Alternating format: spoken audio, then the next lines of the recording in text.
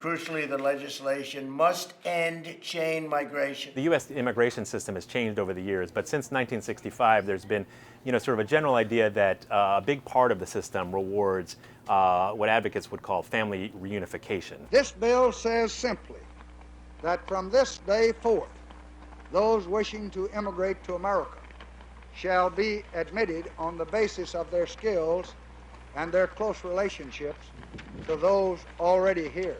Critics of that have said, they've called it chain migration. Chain migration is bringing in many, many people with one, and often it doesn't work out very well. Those many people are not doing us right. And they're saying that people are coming to the country, they become citizens, and then they bring over too many family members, and it's hurting the country because it's taking away jobs and other opportunities from native-born Americans. Hundreds of thousands of people come into this country every year based on these extended family migration categories. And it is my view, it is our administration's view, that is not the way that we should be running our immigration system. The term chain migration is something I think social scientists have used to sort of talk about immigration patterns worldwide, not necessarily to America, but to say these are how individual families sometimes will resettle an area. But they say, look, this term has been co-opted by immigration critics in the United States in this ongoing debate. Chain migration. Chain migration. Chain migration. Chain migration. Chain migration. To sort of generate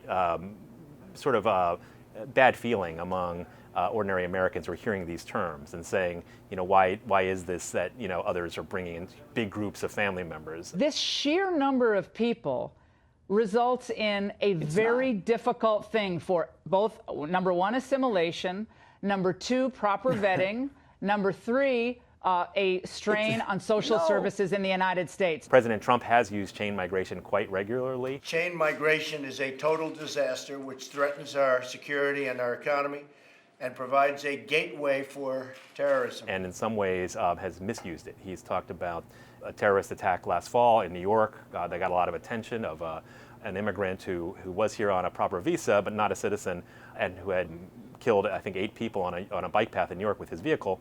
The president said he had brought over, I think, 24 family members through chain migration. How many people came in? 22 to 24 people came in through him. He's a killer. In fact, he had not, and there's no evidence he had even brought anyone. And someone in his status who was not even a full-time citizen would have a much more difficult time bringing anybody to the country. So I think chain migration is another word that's been weaponized by critics, mostly on the right of the debate, to sort of generate ill will toward immigrants, even those who are coming legally.